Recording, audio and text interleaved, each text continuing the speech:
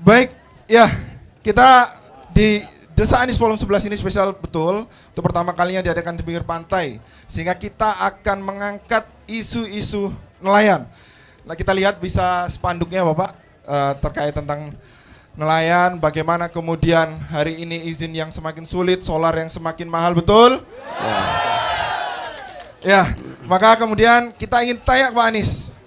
Bapak, kita panggil Mas Anies ya, biar lebih dekat ya. Iya, benar. Mas Anies, tahun 2024 bukan hanya soal pilpres. Tapi bagi nelayan tahun depan adalah masa sulit yang harus dilalui karena ada penerapan kebijakan penangkapan ikan terukur yang potensinya akan merugikan para nelayan. Dikhawatirkan ke depan akan ada privatisasi. Begitu tiba, saya selalu memperhatikan apa yang tertulis. Karena yang tertulis itu hal yang sudah dipikirkan sebelum kami berdiskusi ini.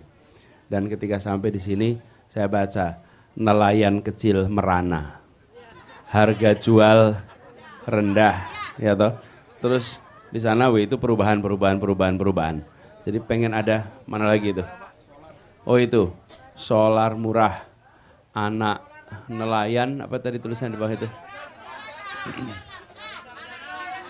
Ya, anak nelayan terlantar. Jadi, Bapak sekalian, saya akan jawab ini, ya, waktunya kan memang dibatasin. Yep. Saya jawab bahwa prinsip kami adalah menyusun kebijakan yang mengedepankan keadilan. Keadilan itu artinya ada kesempatan yang setara antara semua pelaku. Nah, di dalam sektor perikanan itu ada yang besar, ada yang kecil. Kalau nelayan di sini masuknya yang mana? Yang kecil, maksudnya kecil. Nah, prinsipnya apa? Prinsipnya adalah membesarkan yang kecil tanpa mengecilkan yang besar. Itu prinsipnya. Jadi yang besar tidak perlu dimusuhi, tapi yang kecil jangan dibiarkan kecil. Nah, sekarang pertanyaannya, apakah kebijakan yang disusun itu membuat yang kecil tambah besar atau yang kecil tambah kecil? Yang kecil tambah kecil. Sudah kecil, kemudian diterapkan PIT. Apa PIT itu? Penangkapan ikan terukur. Lah diukur tuh ukurnya siapa? Memang sudah ngobrol sama nelayan sebelum dibikin kebijakan itu? Belum. Kami tidak setuju dan kita akan mengubah kebijakan penangkapan ikan yang terukur. Nanti bagaimana disusunnya? Prinsipnya penyusunan seperti tadi.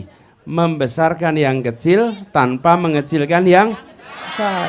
Jadi kita buat regulasi yang membuat agar nelayan-nelayan tradisional khususnya itu bisa melaut dengan mereka mendapatkan keuntungan yang cukup untuk bisa hidup dengan sejahtera.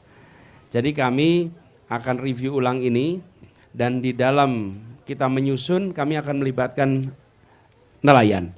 Tidak menyusun hanya pemerintah sendiri. Supaya kebijakannya sesuai dengan kondisi di lapangan.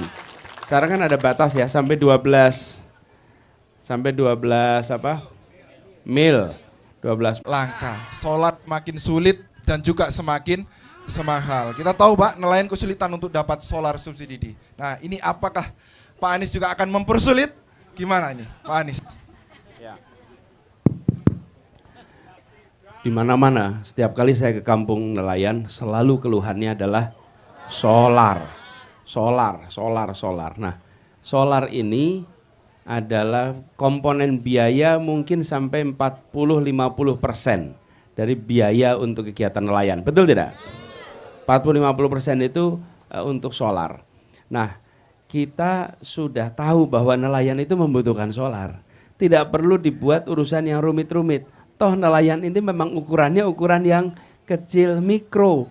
Jadi kami melihat ke depan ini tidak perlu lagi buat surat rekomendasi, kemudian segala macam prosedur. Insya Allah kita buat aturan yang memudahkan. Toh dalam prakteknya memang nelayan ini aja kok. Betul tidak? Ya, nah kemudian kita buat agar ada SPBN yang dekat dengan kampung nelayan. Dengan seperti ini maka memudahkan. Dan solar subsidinya harus bisa mudah dan murah.